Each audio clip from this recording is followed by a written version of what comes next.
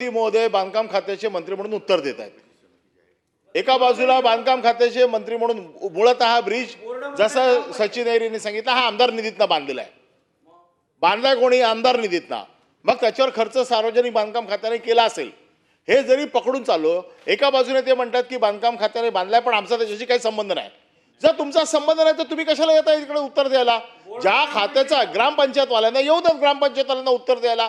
जर तुमची जबाबदारी नाही आहे मेंटेन करायची तर तुम्हाला आम्ही निष्काळजीपणावर तुम्हाला आम्ही का धरावं?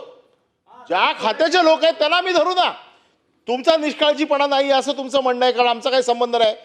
ग्रामविकास खात्याचा संबंध असेल, जर तुम्ही ग्रामपंचायतीला दिला असेल किंवा आणखीन कुठल्या खात्याला दिला असेल तर त्यांचा संबंध आहे. मग तुम्ही ही जबाबदारी अंगावर का घेताय? आमचा साधा प्रश्न आहे. हे दिसतं तेवढं प्रकरण सोपं नाही आहे. याच्यामध्ये तिकडे स्थानिक राजकारण आहे.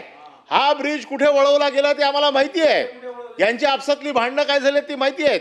8 कोटीची तरतूद आहे, मंजूर होऊन तो ब्रिज होत नाहीये. याची कारणं वेगवेगळी आहेत.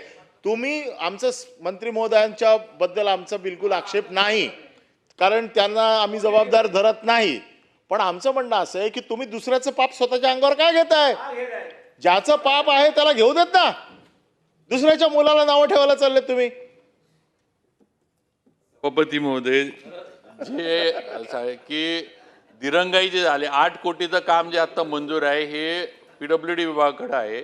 त्यामुळे शेवटी आज ते काम पूर्ण करणं आमची जबाबदारी आहे आणि त्याप्रमाणे जे आहे ते आपण हे करतो. आता चौकशी समिती ठीक आहे, बोर्ड लावला धोकादायक आहे हा ग्रामपंचायतीनं लावला, तो काही PWDनं लावला नव्हता. बोर्ड ग्रामपंचायतीनं लावला की ब्रिज हा वाहतुकीस धोकादायक आहे, तसं पेपरला किंवा फोटो वगैरे सगळे आहेत. शेवटी दिरंगाई जी झाली, जे 8 कोटीचं काम जे होतं हे PWD विभागानं नवीन मंजुरी त्याला नवीन पुलाला दिली होती. त्याची चौकशी समिती आपण नेमली आहे. त्याचा अहवाल आला की आपण अहवाल यायच्या आधी सभापती महोदय कार्यवाही आपण कशी करणार एवढाच विषय. कोणालाही पाठीशी घातलं जाणार नाही एवढंच.